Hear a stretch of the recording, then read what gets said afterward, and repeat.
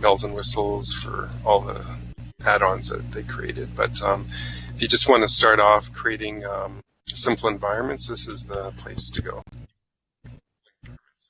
And it's free, I believe, and you just have to register to be able to see the videos up there. So it gives you starting from scratch, basically, how to use the different brushes and so on to create your virtual world. So if you're interested in doing this kind of thing, you can go to that website and have a go at it. And I think that brings me to, this is the last slide. So I guess I can take any questions now if there are any, or step back over here. I'm not sure how familiar you guys are. Has anyone used the WebLive editor yet? If you want to put up your hand, maybe. Okay, there's one person there. Two. Okay. So this probably presentation was a little too basic for you. This was kind of meant for a real introduction to kind of all the different pieces, how it kind of works together. So Walter, if you don't mind, I just want to just give a little bit of sorry, Ryan and Jonathan, that might be still too basic for you, but I know that people from Turkey, they will be just starting. So I just want to give a little bit direction to them, if you don't mind. So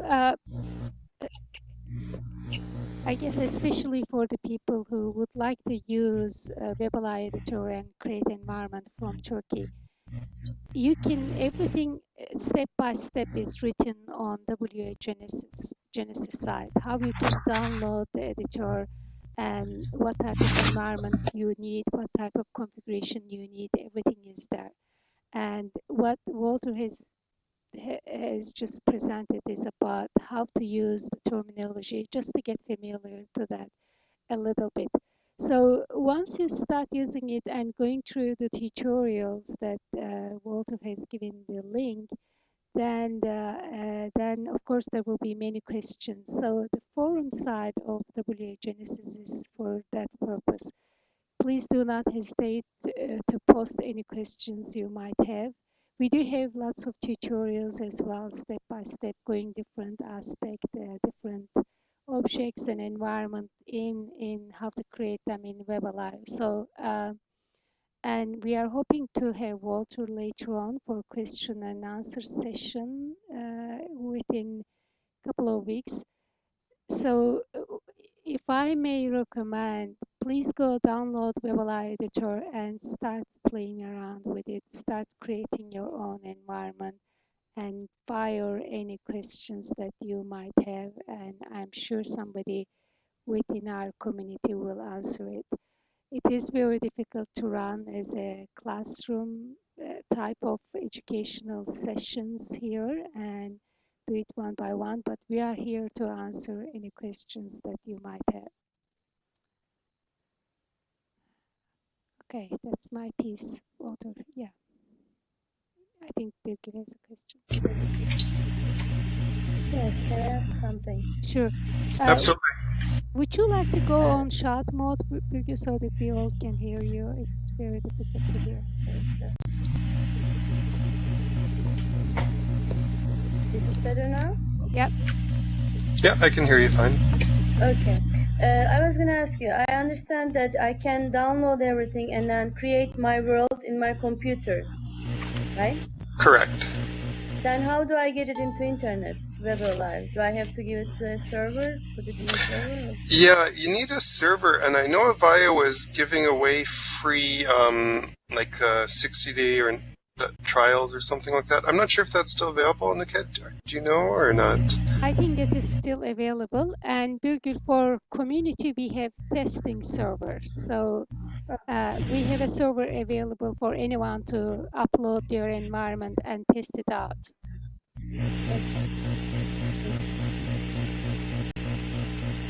Yeah, good point, actually, Birgit. Maybe for later sessions, we should include that part as well. Right.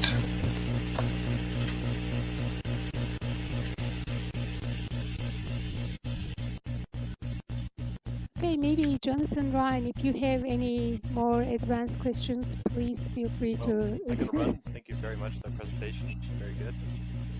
You're welcome. I'm glad you could attend. Take care. All right. Bye-bye.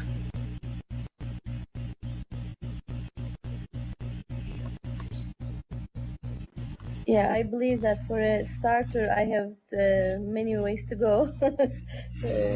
But then if I have any other questions, I'll probably ask them later on, you know, after I try the system for a while. Sure. Like I mentioned, that 3D Buzz is a fantastic place to go. Like, they explain things very clearly and very simply how to create environments from scratch. So that's definitely a really good starting point. And like Niket mentioned, you can post things on the WAgenesis website. And I'm not sure what your thoughts are on for the follow-on session if people have questions about the editor, Niket, but I can make myself available in 2 or 3 weeks or whatever it is to do a session. And I would maybe suggest maybe pre-submitting questions if you want to maybe poll the community if they're interested in the session, what kind of topics they'd like covered, and maybe I can do a little background on it as well too. So if I don't know the answer, I can probably look up something as well too for that. That's a good idea, and we can also collect all the questions that has been raised in Genesis side regarding what's starting Okay. out. Any other questions, or I guess? Oh, sorry, I was talking, so I'm mute. That's a good idea, Okay. Walter. Thank you for offering it. I was just saying that we can also collect all the questions that has been asked on WAgenesis side and turn it into a session as well. So, thank you for offering your slides. So, what I'm going to do, I've been recording this session. I'm going to post it on WAgenesis side. So you might watch it later on, and getting started section on WAgenesis site is a great section to go through one by one. Get your editor, download it, start going through the 3D Buzz, and feel free to fire questions, and then we go from there. And Walter, it's very nice of you to make yourself available to answer questions.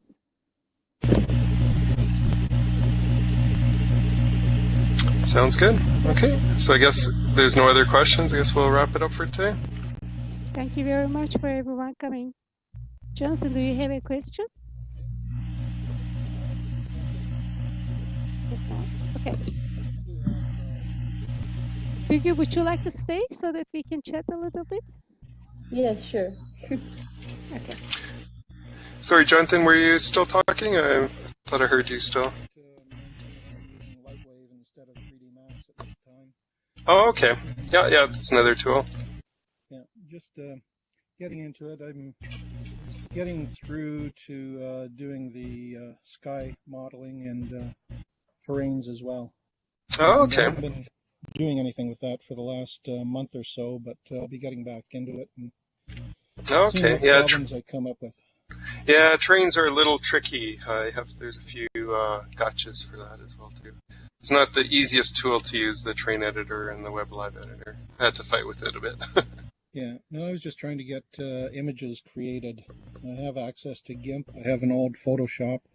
Oh, okay. And just trying to get the 16-bit bit plane.